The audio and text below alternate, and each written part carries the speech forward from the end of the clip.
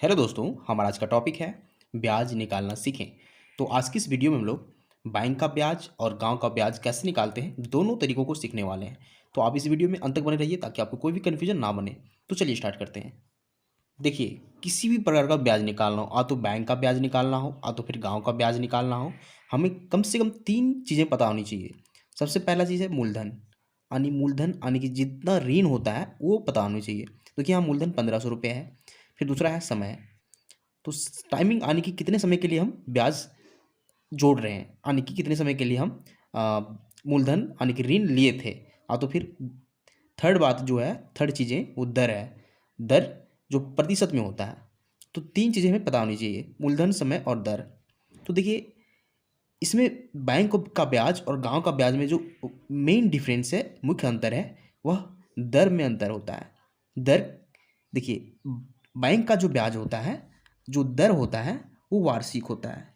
वार्षिक यानी कि आपके बैंक का ब्याज का जो होता है वो साल के हिसाब से होता है, और गांव का ब्याज जो होता है वो होता है मासिक, यानी कि मंथली वाइज, मासिक। तो देखिए, मेन अंतर यही है कि बैंक में वार्षिक ब्याज का दर होता है और गांव का जो ब्याज का दर होता है वो मासिक होता है। तो अब दोनों तरीकों को हम लोग सीखेंगे क्वेश्चन को सॉल्व करके। देखिए सबसे पहले हम बैंक का ब्याज निकालेंगे। तो हमें दिया गया है मूलधन 1500, समय 5 महीना और दर 4%। तो देखिए, इसका जो फॉर्मूला होता है ब्याज का, उसे लिखेंगे सबसे पहले। तो इसका फॉर्मूला होता है साधारण ब्याज बराबर, साधारण ब्याज बराबर, देखिए, मूलधन,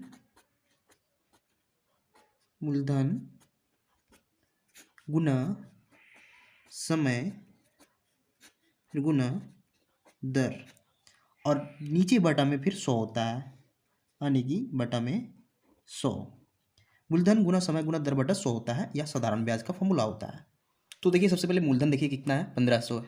तो उसे लिखेंगे मूलधन बराबर 1500, फिर गुना है, समय कितना है, 5 महीना। लेकिन ध्यान दीजिए, यहाँ ब्याज का दर जो बैंक में होता है सो वार्षिक होता है, लेकिन हमें 5 महीने का ब्याज निकालना है। तो सबसे पहले महीना को हम वर्ष में चेंज करेंगे, यानी कि इस 5 महीने को हम वर्ष में चेंज करेंगे। कैसे? देखिए, 5 महीने को वर्ष में चेंज करने का जो तरीका होगा, वो उसे डिवाइड करेंगे 12 से, क्योंकि एक साल में 12 महीने होते हैं। इसका मतलब है कि 5 महीने को हम 5/12 वर्ष लिख सकते हैं। तो समय बराबर हम जब भी लिखेंगे यहाँ बैंक में, वो वर्ष में लिखेंगे, तो 5/12 वर्ष लिखेंगे। देखिए, हम लोग महीना को वर्ष में चेंज कर चुके हैं। फिर गुना दर है, तो दर क्या है, 4% है, तो 4 लिखेंगे। फिर बटा में हमें 100 करना है, तो 100 लिखिए। अब देखिए, यहाँ कुछ कट रहा है तो उसे काटिए। यहाँ डबल जीरो इसके साथ कट जाएगा। यहाँ देखिए, 12 और 15 में कुछ कॉमन है, 3 से कटेगा, 3 से 15 5 बार में कटेगा, और 12 4 बार में। फिर यहाँ 4 और 4 कट जाएगा। देखिए, 4 और 4 कट जाएगा। ऊपर में सिर्फ 5 गुना 5 बचा हुआ है, नीचे कोई संख्या नहीं है। तो 5 गुना 5 कितना हो जाएगा, 25 हो जाएगा। यानी कि साधारण ब्याज का जो वैल्यू आ गया, 25 रुपये आएगा, क्योंकि मूलधन रुपये में है, जब भी आएगा रुपये में आएगा।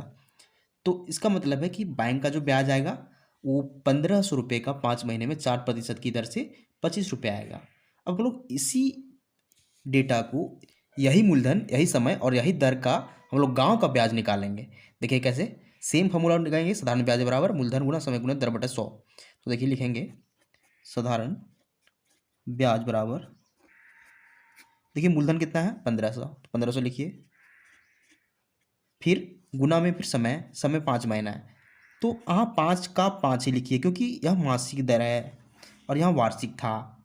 यानी कि यहाँ 12 से डिवाइड करने का कोई ज़रूरत नहीं है, आप 5 का 5 लिखिए, क्योंकि हमें मासिक ही निकालना है और यहाँ समय माह में ही दिया गया है।